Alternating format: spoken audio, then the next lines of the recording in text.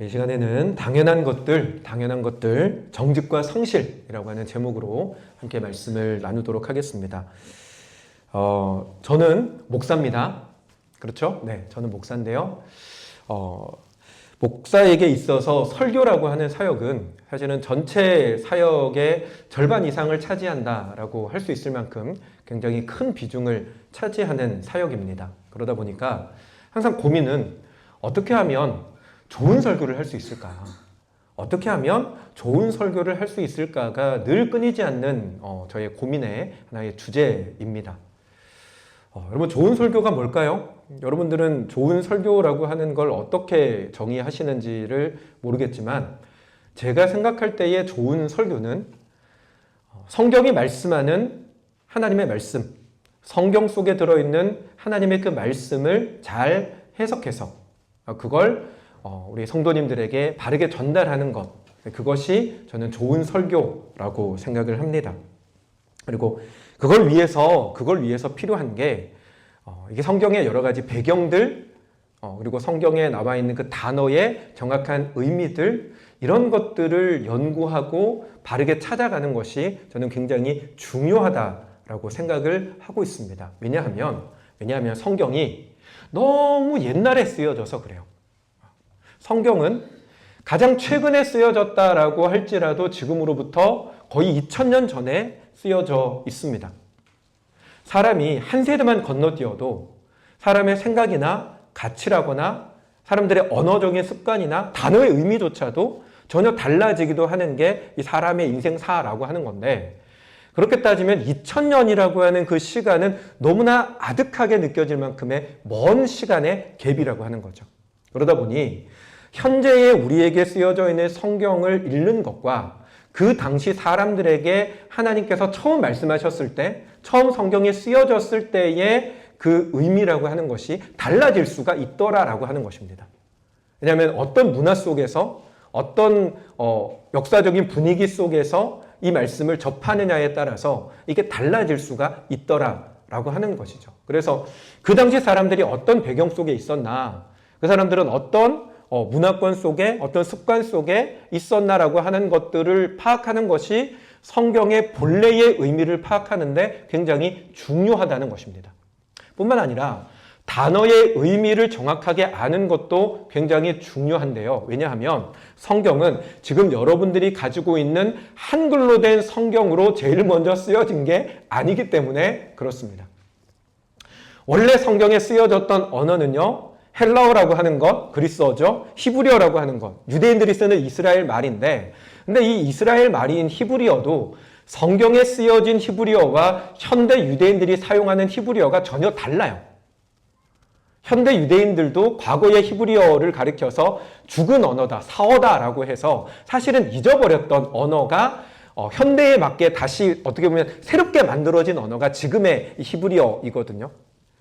그리고 그렇게 쓰여졌던 헬라어나 히브리어라고 하는 그 언어들이 또 중간에 라틴어로 번역이 됐었고, 그게 다시 또 마틴 루터 같은 사람에 의해서 독일어로, 라틴어를 독일어로 번역하고 독일어를 영어로 번역하고, 우리나라 치면 그게 중국말로 번역이 됐다가 조선어, 조선시대의 그 언어로 번역이 돼서 들어온 거죠. 그러다 보니까 번역의 여러 가지 과정 속에서 생겨나는 오류 역시 생겨날 수밖에 없더라라고 하는 것입니다. 그래서 그 대표적인 예들, 배경에 대한 것, 그리고 이 단어의 정확한 의미에 대한 것을 알지 못해서 생겨나는 해석의 오류 가운데 가장 대표적인 게 뭐냐면, 제가 예전에 그 이사신방 하면서도 한번 그런 말씀을 드렸는데, 요한복음 15장에 나와 있는 이 말씀이 사실 그 대표적인 예입니다. 요한복음 15장에 보면 포도나무와 가지의 비유가 등장을 해요. 여기도 나와 있는데, 이 포도나무와 가지의 비유라고 하는 이 비유가 교회의 역사 속에서 어떤 식으로 받아들여졌냐면, 사람이 신앙생활을 시작하면 열매를 많이 맺어야 된다라고 하는 식으로 받아들여졌어요. 여기 보면 2절에 물은 내게 붙어 있어 열매를 맺지 아니하는 가지는 아버지께서 그것을 제거해 버리신다라고 하는 이 부분 때문에 믿음 생활을 시작했다면 열매를 많이 맺어야지 믿음 생활에 열매가 없으면 안 되고 심한 경우에는 하나님께서 그걸 끊어버리신다라고까지 생각하는 일들이 있었다라고 하는 것입니다. 하지만 이 말씀 구절 속에서 성경에 유대인들이 포도 농사를 짓는 농사의 방법에 대한 지식과 제거하다라고 번역되어진 이 단어의 정확한 의미를 파악하면 이 의미는 달라집니다. 제거하다라고 넘겨주세요. 제거하다라고 되어 있는 이 단어가요. 헬라어로 띄워주세요. 아이로라고 하는 단어입니다. 오늘 조금 공부하는 시간이에요. 아이로라고 하는 단어를 쓰고 있는데 이 아이로라고 하는 단어는 일반적으로는 제거하다라는 단어로 쓰여지지만 상황에 따라서는 들어주다, 받쳐주다라고 하는 뜻으로 쓰여지기도 합니다. 그러니까 한 단어가 두 가지 의미를 가지고 있는 단어인데 전후의 상황에 따라서 해석이 달라진다라고 하는 거죠. 보편적으로는 이 단어가 제거하다라고 하는 의미로 사람들에게 받아들여져 왔지만 유대인들의 포도 농사 방법을 우리가 조금만 알게 되면 이 단어는 제거하다가 아니라 들어주다, 받쳐주다로 해석하는 게 맞다는 걸 깨닫게 됩니다. 오늘날 우리나라에서도 요즘 시대에서도 포도 농사를 지을 때 포도나무가 있으면 거기다가 대를 세워가지고 사진 보여주세요. 위에서부터 포도가 맺혀지도록 그렇게 하잖아요. 이렇게 포도가 농사가 되어집니다. 근데 이게 현대식 포도 농사 방법이면 고대 유대인들이 농사를 지을 때는 이런 농사 방법이 없었습니다. 그러다 보니까 이렇게 왜 하는 이유가 뭐예요? 포도가 가지가 있지만 덩굴이 자라나서 덩굴에서 열매가 맺혀지잖아요. 그러다 보니까 이렇게 해두면 덩굴이 위로 타고 올라가서 양분 공급이 잘 되어진대요. 중간에 꼬이는 것 없이. 근데 고대 유대인들은 이와 같은 농사 방법이 없다 보니까 포도나무 가지에서 포도나무 덩굴이 뻗어나오면서 중간중간에 꼬이는 것들이 생겨납니다. 그러다 보면 양분 공급의 통로가 막혀서 열매가 잘 맺혀지지 않는 덩굴들, 가지들이 생겨나게 되는 거죠. 그럴 때 농부들이 어떻게 하냐? 그럴 때 농부들은 큰 돌을 가지고 오거나 나뭇가지를 Y자 모양으로 잘라서 가지 덩굴을 받쳐줍니다. 그렇게 해서 양분이 훨씬 더 수월하게 공급되어지도록 해준다라고 하는 거죠. 그게 유대인들의 농사 방법인 것을 우리가 알고 이 본문을 아까 요한복음 15장의 본문을 해석한다면 그 본문의 말씀은 하나님께서 열매를 잘 맺는 가지, 문제없는 가지는 불필요한 잎들을 제거해서 깨끗하게 해서 양분 공급이 잘 되게 해주시고 뭔가 중간에 문제가 생겨서 열매를 잘 맺지 못하는 약한 가지는 하나님이 어떻게 하신다고요? 들어주고 받쳐주셔서 열매를 잘 맺게 도와주신다라고 하는 게 요한복음 15장 말씀의 원래 의미입니다. 그래서 요한복음 15장이 강조하고자 하는 건 열매를 맺어야지 열매 없으면 끊어진다가 아니라 그 말씀의 본래 전달하고자 하는 의미는 그러므로 내 안에 있어라라고 하는 게 그 말씀의 핵심이라는 거예요. 너가 내 안에, 내가 너 안에 있으면 하나님께서 열매를 많이 맺도록 도와주신다. 중요한 건 내게 붙어 있는 게 중요한 것이야 라고 하는 게 요한복음 15장 그 포도나무 가지가 말씀하고자 하는 핵심이라고 하는 거죠. 하나님께 붙어 있는, 주님께 붙어 있는 저와 여러분들이 되시기를 주님의 이름으로 축원합니다. 네. 요한복음 15장과 같은 이런 케이스들, 이게 지난 시간에 저희가 살펴봤던 솔로몬의 1000번제도 그와 같은 케이스라고 하는 것입니다. 고대로부터 옛날부터 1000번제는 정성을 다한 기도의 일종의 한 예시처럼 사용이 되어져 왔습니다. 1000번제의 1000을 매일매일의 1000일로 생각을 해서 솔로몬이 1000일 동안 지극정성을 들여서 하나님 앞에 응답받았다, 선물 받았다로 사람들은 해석을 해왔지만 지난 시간에 우리는 그 1000이 1000일이 아니라 그냥 많은 수, 큰 규모의 제사다라고 하는 것을 이야기했었습니다. 그래서 그 1000번제의 의미는 솔로몬이 정성을 다했다라는 개념이 아니라 솔로몬이 왕의 위치에서 마땅히 행해야 할 것을 했다. 마땅히 하나님 앞에 드려야 할, 당연하게 드려야 할 제사를 성실하게 감당했기 때문에 하나님께서 그를 만나주신 것이다 라고 지난 시간에 우리가 얘기를 나눴습니다. 그래서 지난 시간에는 우리가 당연한 것을 하는 신앙생활의 중요한 부분들을 우리가 나눴었는데요. 오늘 이 시간에 그 부분들을 조금 더 확장해서 지난 시간에 미처 다 나누지 못했던 부분들을 조금 더 살펴보려고 합니다. 먼저 우리 4절 말씀을 다시 한번 읽어보도록 할게요. 4절 말씀 같이 읽습니다. 이에 왕이 제사하러 기브온으로 가니 거기는 산당이 큼이라 솔로몬이 그 제단에 1000번제를 드렸더니 아멘. 자, 여러분 여기서 솔로몬이 드린 제사를 드렸는데 어떤 제사를 드렸다라고 얘기를 합니까? 번제를 드렸다라고 이야기를 하고 있습니다. 자, 저를 보세요. 번제라고 하는 제사는요, 성전에서 가장 빈번하게 드려지는 제사입니다. 보편적으로 드려지는 제사의 방법이 번제입니다. 불에 태워드리는 제사. 그래서 내가 성전에 제사하러 간다라고 얘기를 하면 그 제사가 어떤 제사인지 말을 안 해도 번제라고 하는 걸 생각할 만큼 번제는 일상적인 제사였다는 것입니다. 그러다 보니 솔로몬이 하나님 앞에 1000 제사를 드렸다라고 표현을 하더라도 사람들은 그 제사가 번제라고 하는 걸 알 텐데, 생각할 텐데 성경은 굳이 솔로몬의 제사가 번제였다라고 하는 걸 의도적으로 보여주고 있다는 거죠. 왜 성경이 솔로몬의 제사가 번제였다라고 하는 걸 굳이 집어서 이야기를 할까요? 그 이유는 번제가 가지는 의미를 강조하기 위해서입니다. 레위기에 제사의 5가지 방법들이 나와요. 그걸 다 얘기할 수는 없는데 5가지 제사 방법 가운데 번제라고 하는 제사가 가지는 특징이 있는데 그 특징이 뭐냐면 번제는 하나님 앞에 제물을 드릴 때 제물을 남기지 않고 다 태워드리는 제사입니다. 다른 제사들은 일정한 몫을 떼서 제사장에게 주기도 하고요. 또 어떤 제사는 그 제물을 가지고 가족들이 또는 주변 이웃들과 같이 나눠 먹을 수 있도록 하는 제사도 있지만 유일하게 번제는 하나님 앞에 드려지는 제물을 하나도 남김없이 다 태워드리는 제사가 번제이고 그러다 보니 번제가 가지는 의미가 있는데 그게 뭐냐면 번제는 하나님을 향한 완전한 충성, 완전한 헌신, 그걸 의미하는 게 번제입니다. 그러니까 성경이 1000 번제다라고 하는 얘기를 굳이 집어서 가르쳐주는 이유는 솔로몬이 왕이 되어서 하나님 앞에 제사를 드렸는데 그 제사가 어떤 제사다? 솔로몬의 충성 맹세였다는 거예요. 하나님이 나에게 맡겨주신 왕의 직무를 내가 충성스럽게 최선을 다해서 성실하게 감당하겠습니다라고 하는 걸 결단하고 하나님 앞에 보여드렸던 제사가 1000 번제였고 그래서 하나님이 솔로몬을 만나셨다는 그게 성경이 전달하려고 하는 의미다라고 하는 것입니다. 여러분, 우리가 성도로서 하나님의 백성으로서 하나님 앞에 마땅하게 당연하게 드려야 할 우리의 삶, 드려야 할 우리의 신앙의 모습은 어떤 것이어야 할까요? 번제가 가지는 의미를 우리는 가지고 와야 됩니다.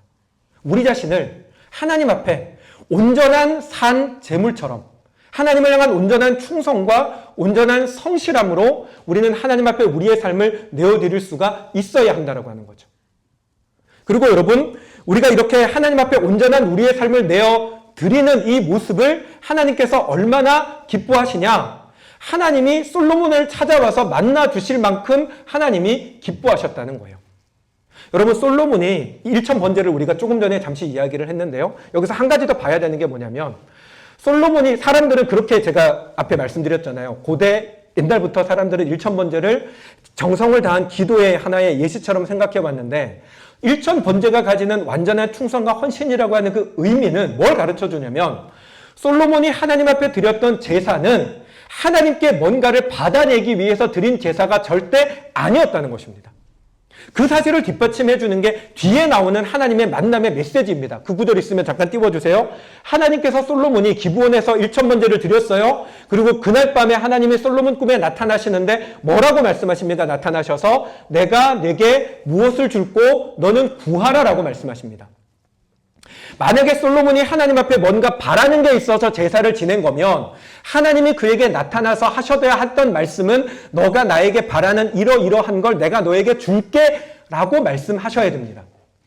하지만 하나님 말씀은 내가 뭘 주면 좋겠니? 라고 물어보십니다. 이게 뭘 의미합니까? 솔로몬은 하나님께 바라는 것이 없었습니다.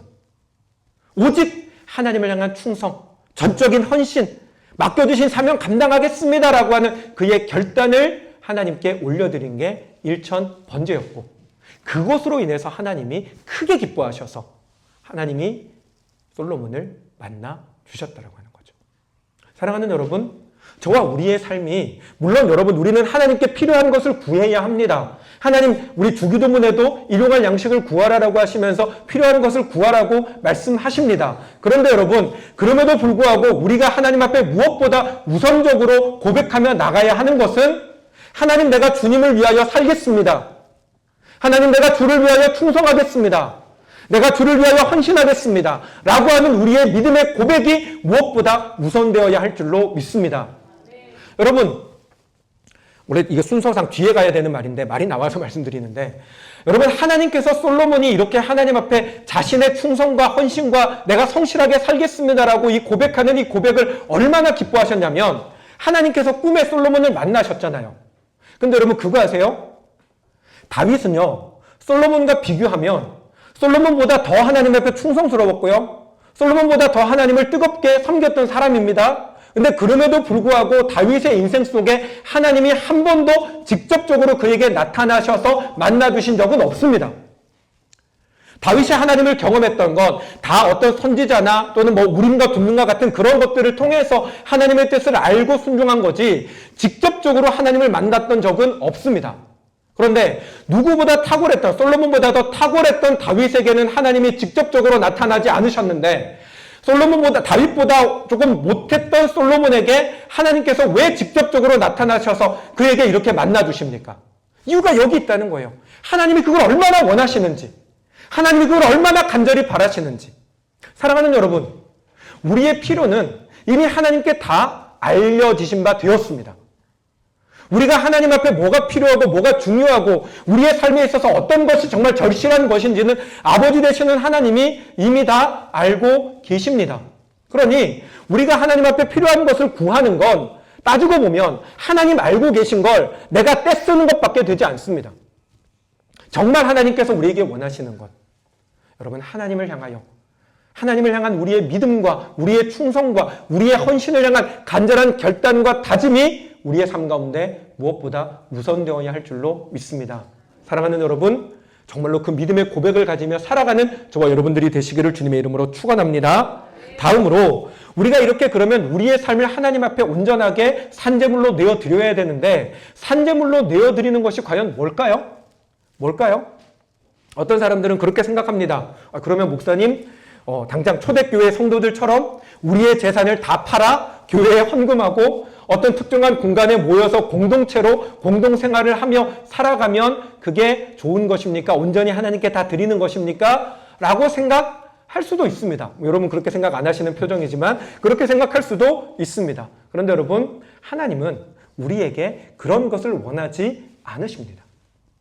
그런 걸 원하는 사람들이 있기는 합니다. 특별하게 목회자나 아니면 선교사나 이런 사역자로 부르시는 사람들이 있기는 합니다. 뿐만 아니라 일정 기간 동안에 또는 어떤 특별한 사람들에게 공동생활을 하도록 하시는 경우도 있기는 합니다만, 보편적으로 하나님께서 모든 대다수의 성도들에게 하나님께서 원하시는 건 그런 것이 아닙니다. 그러면 보편적인 성도들에게 하나님이 원하시는 일상에서의 내가 살아가는 삶의 자리에서 온전히 하나님에게 내 삶을 드리며 살아가는 삶은 어떤 것일까요? 여러 가지가 있지만 대표적인 것 두 가지만 오늘 보려고 하는데요. 그게 바로 정직과 성실이라고 하는 것입니다. 여러분, 그리스도인은 어떤 상황 속에서도 여러분 정직하게 살아가야 합니다. 아멘이 없네요. 그리스도인은 어떤 상황 속에서도 정직하게 살아가야 합니다. 네, 억지로.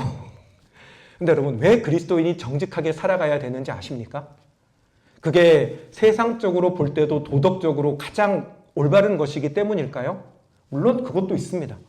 그리스도인은 세상의 본이 되어야 하니까 우리는 세상 사람들이 옳다 생각하는 것들을 우리도 옳다 고백하며 나아갈 수 있어야 합니다. 도덕적으로 살아갈 수 있어야 합니다. 그런데 그게 궁극적인 목적이 아니에요. 보다 더 중요한 게 있습니다. 그게 뭐냐면, 그리스도인은 하나님 앞에서 살아가는 사람이라는 그것 때문입니다. 여러분, 마태복음 말씀에 예수님께서 제자들에게 말씀하시죠. 볼지어다 내가 세상 끝날까지 너희와 항상 함께 있으리라 말씀하십니다. 이 말씀은 내가 힘들 때, 내가 외로울 때, 내가 뭔가 심한 고난 가운데 아파하고 괴로워할 때 내가 혼자가 아니라 하나님 내 옆에 계시고 나를 알고 계시고 나를 도와주시고 구원해 주실 거라는 분명한 믿음으로써 우리에게 은혜의 말씀입니다. 우리는 그 은혜를 받고 그 은혜를 붙들며 살아갑니다. 그런데 이 말씀은 또 다르게 보면 내가 죄 지을 때, 내가 남의 것을 훔칠 때, 내가 뭔가 세상의 어떤 것들을 속이며 행할 때, 누군가를 미워할 때, 누군가를 욕할 때 그게 다 누구 앞에서 하는 거라는 겁니까? 하나님 앞에서 하는 거라는 거예요. 외국인들이 우리나라에 와서 가장 크게 놀라는 것 중에 하나가 뭐냐면 카페 같은 데 갔는데 한국 사람들이 휴대폰이나 지갑을 테이블 위에 그대로 두고 주문하러 가고 화장실을 가는 걸 보고 기겁하고 놀란답니다. 왜냐하면 외국에서는 뭐 유럽이나 이런 데서는 뭐 하나만 있으면 얼른 훔쳐가고 길 가다가도 툭 치고 가면 훔쳐가고 그런다잖아요. 어디서 봤는데 이렇게 뭐지? 팔찌 파는 척 하면서 와가지고 가방에서 뭐 꺼내가고 뭐 이런 영상도 외국 영상 봤거든요. 그게 일상인 외국인들의 삶 속에서는 한국의 사람들이 그렇게 한국 사람들이 와서 테이블 위에다가 그런 거 올려놓고 그냥 가는 걸 그 사람들은 너무 충격적으로 본다는 거예요. 그래서 그런 것들을 막 유튜브에 찍어가지고 자기 나라에 막 알리기도 하고 그런 거 하더라고요. 지갑을 땅에 떨어뜨렸는데 한국 사람들이 얼마나 잘 주워주나 뭐 이런 것들도 막 방송하고요. 여러분, 근데 우리나라 사람들이요. 왜 카페나 이런 공공장소에 놓여있는 지갑이나 휴대폰이나 고가의 물건들을 훔쳐가지 않는지 아세요? 왜? 도덕적인 것도 물론 있겠죠. 저도 한국 사람이니까 한국 사람들이 도덕적이라고 생각해요. 근데 CCTV 때문이라는 거예요. CCTV 때문에 우리나라는 어디에 가도 다, 제가 얘기해서 안 거지 아마 모르셨을 거예요. 어디에 가도 CCTV가 다 있어요. 심지어는 여기도 있어요, 여러분. 여기도. 어느 곳에 가든 CCTV가 다 있으니까 CCTV가 지켜보는 곳에서 남의 물건을 훔칠 수 있는 사람은 없습니다. 물론 간이 배 밖에 나온 사람은 그럴 수도 있겠지만. 근데 여러분, 그렇게 휴대폰이나 뭐 고가의 지갑이나 뭐 이런 것들은 안 훔쳐가는 우리나라 사람들이 뭘 잘 훔쳐갔는지 아세요? 자전거를 그렇게 훔쳐간대요. 왜요? 자전거는 웬만하면 CCTV 없는 데다가 세워져 있거든요. 자전거 통째로 들고 가는 것보다 안장 빼가는 사람들이 그렇게 많다는. 안장은 이렇게 체인으로 걸지도 못하니까. 전에 교회에서 어떤 목사님이 자전거를 하나 샀는데 여기서 자랑하더라고요. 자기 막 안장 좋은 거 샀다고. 그리고 나서 며칠 지나서 울상에 돼서 들어와서 왜 그래서 그랬더니 왜 우리나라는 자전거 안장만 훔쳐가냐고. 왜 그럽니까? 보는 사람이 없으니까, CCTV가 없으니까 그런 거예요. 여러분, CCTV가 있는 곳에서 우리는 남의 것을 도둑질하지 못합니다. 여러분, 나를 재판할 수 있는 사람 앞에서 함부로 거짓을 말하거나 악을 행할 수 없습니다.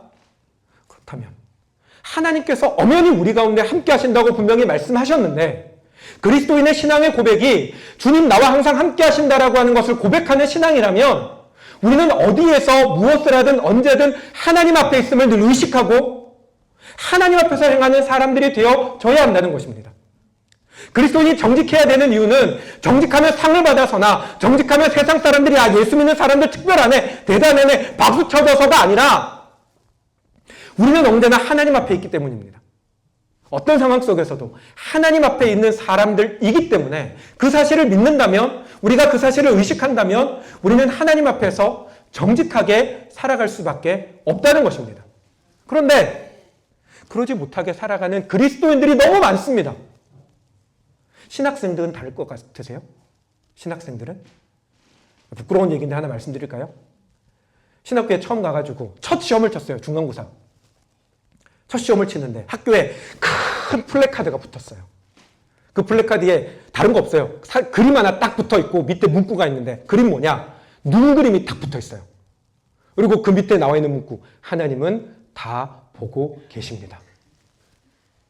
왜 붙어 있을 것 같으세요? 시험 치는데 컨닝하니까. 어느 학교에서? 신학교에서도. 자, 지금은 좀 때가 많이 타서 지금 같으면 그냥 사람이니까 그럴 수 있어 생각하는데 그때는 제가 20살 이 도덕성과 정의감이 불타오를 때여가지고 분노를 참지를 못하겠는 거예요. 왜냐면 실제로 그 학교 수업 시간에도 대출 뭔지 아시죠? 돈 대출하는 거 아니고요. 대리 출석하는 거. 그렇게 대출들을 하더라고요. 한 사람이 한 7명, 8명까지 대출하는 거. 제가 볼 땐 교수님 분명히 알아요. 근데 교수님도 대충 그냥 넘어가셨던 것 같아. 근데 저는 누가 저한테 대출해달라 그러면 욕은 안 했지만 절대로 저는 그런 걸 안 했습니다. 지금 하면 좀 해줄 수도 있는데 그때는 안 했어요. 사랑하는 여러분, 그리스도인은 하나님 앞에 있음을 늘 기억하고 의식하며 살아가는 사람들입니다. 여러분, 그렇게 살아가는 저와 여러분들이 되시기를 주님의 이름으로 축원합니다.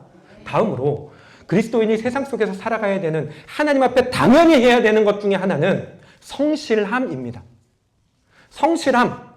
이 성실함이라는 것, 왜 우리가 성실해야 되냐면, 그리스도인은 모든 것이 주께서 허락하신 것이다 라고 하는 걸 믿는 믿음을 가진 사람들이기 때문에 그렇다라고 하는 것이죠. 여러분, 우리는 세상 속에서 가지고 있는 일자리들이 있습니다.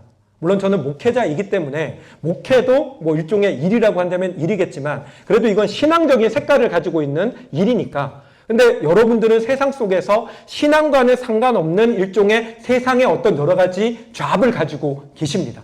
그런데 이 잡이라고 하는 게 때로는 내가 적성에 맞고 내가 정말 하면서 즐겁고 또 즐겁고 적성에도 맞는데 수입이 좋아서 문제없이 살아가는 그런 일들도 있지만 경우에 따라서는 적성도 안 맞는데 나갈 때마다 오늘은 좀 안 나갔으면 좋겠다라고 늘 투덜투덜 대는데 그나마 먹고 살기 위해서 어쩔 수 없이 일은 하는데 돈도 별로 안 되는 그런 일들도 있습니다.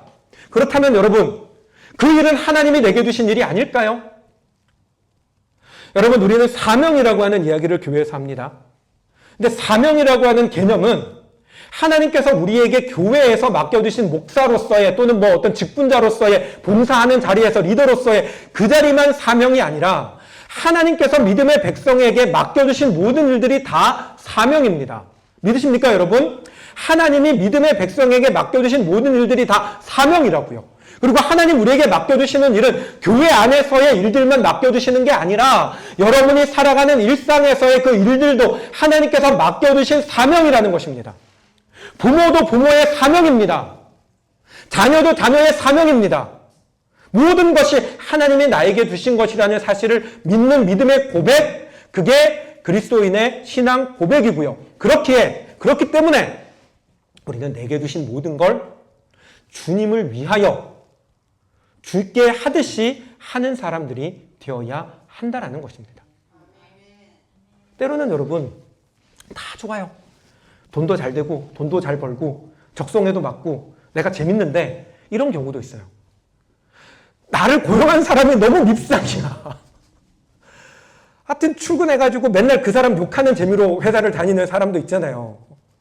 저도 그런 적이 있거든요. 회사 아니고 교회에서도 그런 적이 있는데 어쨌든 또 이런 경우도 있어요. 같이 일하는 동료가 너무너무 나를 열받게 하고 스트레스 받게 하는 경우가 있어요. 이게 참 저희 부모님한테도 한 적이 없는 얘기인데 청주에 가서 그 교회에 처음 부임을 해가지고 1년 동안 너무너무 힘들었어요. 왜냐하면 7명의 목회, 저 포함해서 7명의 목사님들 가운데 제일 선임이었던 서열 1번 목사님이 그렇게 사람을 힘들게 하더라고요. 사실은 따지고 보면 안수는 내가 먼저 받았는데 안수 받은 순서로 따지면 사실 내가 서열이 1인데 그 교회는 무조건 들어온 순서로 서열을 하고 약간 군대식으로 계급 문화였거든요. 그러니까 제가 7번째니까 막내잖아요. 배드민턴을 치면 맨날 물 떠다 나르고 배드민턴 준비하고 좀 군대 다시 간 줄 알았어요, 처음에. 근데 그런 건 괜찮아요. 어떤 게 사람을 막 열받게 하냐면 신방을 가면 각자 자기 차가 있으니까 신방비도 나오거든요. 기름값이 나와요. 그럼 자기 차로 신방을 가면 되는데 꼭 내 차 타고 가는 거야. 내 신방은 내 차로 가고 자기 신방도 내 차로 가고 내가 운전해가지고 그렇게 신방 가서 끝날 때까지 기다렸다가 태우고 돌아오고 이렇게 하는 거예요. 속에서 막 끌어오르죠? 또 한 번은 심부름을 시키는데 약국에 가서 약을 좀 지어놓은 게 있으니까 가지고 오래요. 갔어요. 근데 가기 전에 저한테 그러는, 거기서 일어나는 모든 상황은 네가 책임져라. 무슨 말인가 했어요. 약값 내라고. 그런 사람이었어요. 어느 날 명절 땐 걸로 기억하는데 저한테 자기가 이제 명절날 받은 과일 같은 게 있잖아요. 그걸 집에 좀 갖다 놓으라는 거예요. 뭐 늘 그런 거 시키니까 들고 갔어요. 집에 갔는데 문이 잠겨 있길래 전화했죠. 목사님, 문이 잠겨 있습니다. 그래? 다시 가져와. 또 들고 왔어요. 했는데 교회 없어. 전화했어요. 목사님 어디 계세요? 나 집에 왔어. 다시 집으로 가져와. 그러고 들고 가는 거예요. 들고 가다가 저보다 한 달 뒤에 온 목사님이 있었어요. 들고 가는데 길에서 그 목사님이랑 딱 마주쳤어. 그 목사님도 뭘 들고 있어. 나도 들고 있어. 알고 봤더니 그 목사님은 갔다가 집에 없다고 생각하고 돌아오는 길이고 나는 전화 받고 가는 길에 마주친 거예요. 서로 어이가 없어서 쳐다보고 피식 웃고 그냥 가는데 그 목사님 뒤로 지나가고 속으로 하나님 이건 아닌데요 라는 생각이 드는 거예요. 하나님 저 이거 하려고 부산에서 고향 떠나서 여기 온 거 아닌데요. 하나님 내가 이걸 왜 해야 되죠? 저도 그때까지면 30대 초반에 아직까지 이 체력도 좋고 그분 키도 작았어요. 요만한 키도 작으신 분이고. 그래서 너무나 열이 받아서 진짜 한 번은 어디 으슥한 데 데리고 가서 이걸 한번 그런 생각도 솔직히 했어요. 너무 열이 받으니까. 근데 그 상황에서 그렇게 속으로 하나님 내가 이거 진짜 한번 들이받을까요? 이러고 있는데 하나님이 말씀을 주셨어요. 그게 뭐냐면 무엇을 하든 죽게 하듯 하라라고 하는 말씀이 마음에 와서 꽂히는 거예요. 제가 이렇게 성질이 별로 좋지는 못한데 하나님이 말씀을 제 속에 이렇게 꽂아주시면 포기하고 순종은 좀 잘하는 편입니다. 그렇게 기도했어요. 하나님, 나 정말 저 사람 위해서 하는 거 아닙니다. 내가 왜 청주, 부산에서 고향을 떠나 청주로 와야 했는지는 모르지만 하나님 내가 왜 이 상황을 겪어야 하는지는 모르지만 하나님이 나에게 죽게 하듯 하라고 하셨으니 내가 주님께 하듯 하겠습니다. 그리고 계속 최선을 다해서 섬겼어요. 최선을 다해서 도왔어요. 감사한 건 그렇게 하고는 1년 뒤에 다른 교회 가더라고요. 얼마나 감사했는지. 저 휴대폰에 연락처 다 지웠어요. 그 사람. 연락처를 기록을 해두고 차단 걸어냈어요. 죄송합니다. 이거 뭐 목사로서 할 짓은 아닌데 그만큼 힘들었었어요. 근데 여러분 그게 있어요. 그때를 생각하면 지금도 제 마음 가운데는 상처예요. 지금도. 근데 전에는 상처만 있었다면 지금은 제 마음 가운데 뿌듯함이 있어요. 왜 뿌듯함이 있을까요? 하나님 나에게 주신 말씀대로 죽게 하듯 하라라고 하는 그 말씀을 지켰기 때문입니다. 어떤 상황에서도 나에게 주신 상황, 내가 청주로 간 것도 그런 사람을 만난 것도 내가 이 사과박스 들고 왔다 갔다 하는 것도 하나님이 주신 상황이니 주님께서 주신 것이기에 죽게 하듯 충성하겠습니다. 최선을 다하겠습니다. 라고 하는 그 고백을 했고 내가 그걸 지켰기 때문에 아픔이지만 또 하나 나에게는 뿌듯함, 내가 하나님 말씀대로 살아냈노라라고 하는 뿌듯함이 된다는 것입니다. 사랑하는 여러분, 여러분의 삶의 자리에도 그런 상황들이 있을 거라고 생각합니다.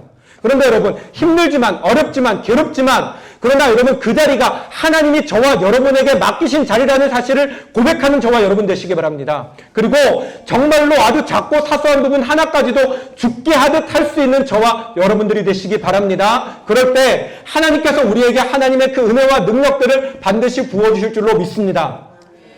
앞에 예배가 길어가지고 뒷부분은 짧게 하겠습니다. 근데 여러분 이와 같이 정직과 성실을 지키며 살아가기 위해서 반드시 우리들에게 필요한 것이 하나가 있는데요. 그게 뭐냐면 듣는 마음이 우리에게 있어야 합니다. 말씀 좀 띄워주시겠어요?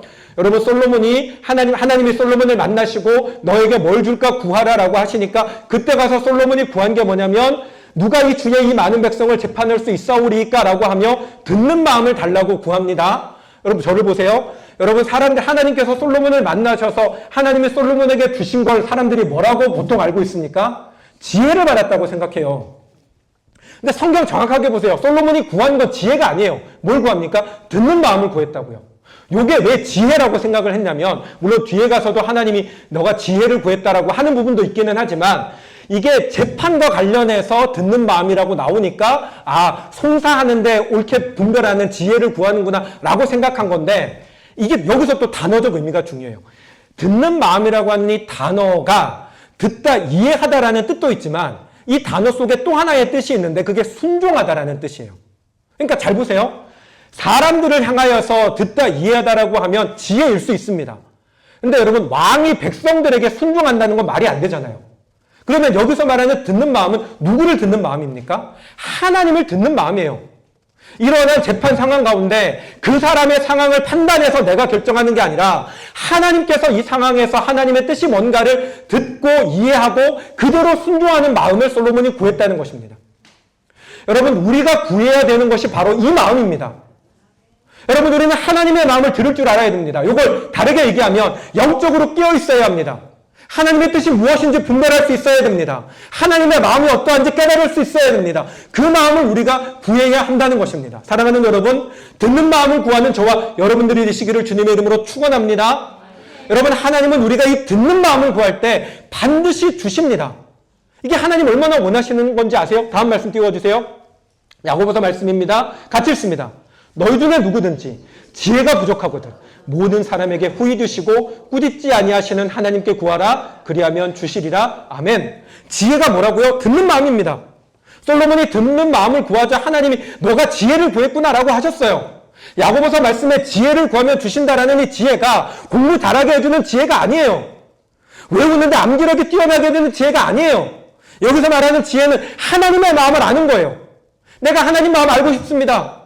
갈등이 되는데 저 사람 너무 미워 죽겠는데 그런데 하나님 마음이 뭡니까? 그걸 구하면 주신다는 거예요. 하나님의 마음을 알고 그 뜻에 순종하기를 원하는 자에게 하나님 반드시 주십니다. 그러므로 사랑하는 여러분, 듣는 마음을 구하는 저와 여러분들이 되시기 바랍니다. 그리고 이 마음을 가지고 정말로 여러분 우리에게 주어진 삶의 현장에서 정직하게 성실하게 살아갈 수 있는, 여러분 그래서 마땅히 당연히 우리가 해야 할 믿음의 삶을 온전히 살아가는 그런 저와 여러분이 되시기를 주님의 이름으로 축원합니다. 아멘. 아멘. 우리 같이 찬양하고 기도하도록 하겠습니다.